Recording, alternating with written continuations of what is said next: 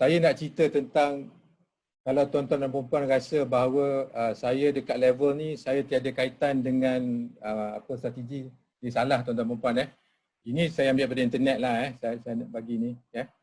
Of course, plan strategik UKM yang besar tu, itu corporate strategi tu kalau kita katakan.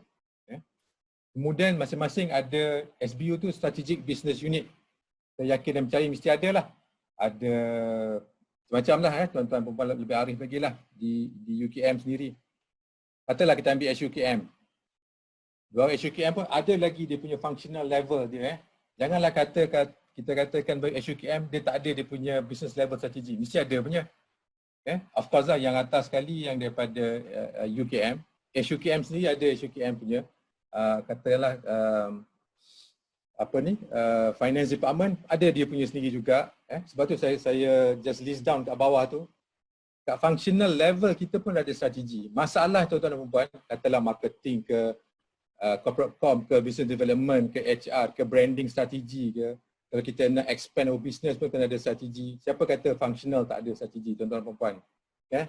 Jangan kata saya 41, saya 44 tak ada kena-mena. Tak tuan-tuan dan puan.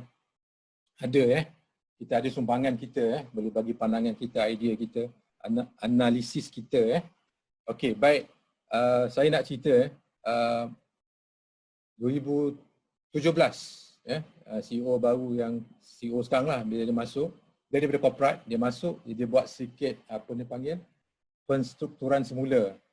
Jadi saya pindah, saya letak bawah sekarang ni lah pusat pembangunan pimpinan jadi salah satu tu saya ambil ada satu unit ni, saya minta dia punya head of unit untuk come out with this particular strategy untuk unit tu. Seingat saya minta bulan April, saya ingat dah 4-5-6 kali raya dah, tak dapat juga lagi.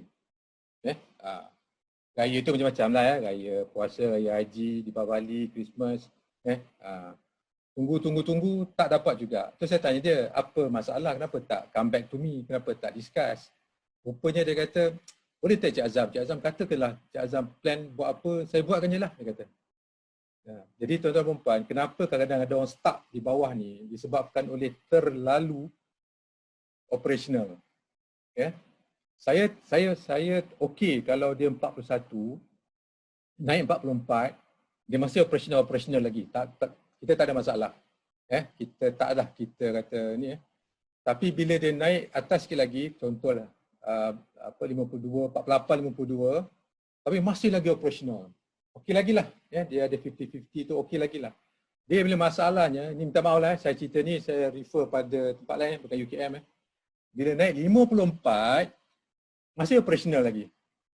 Cerita tentang strategik sikit je, mula dah lama aduh kata, itu masalah tuan-tuan dan puan.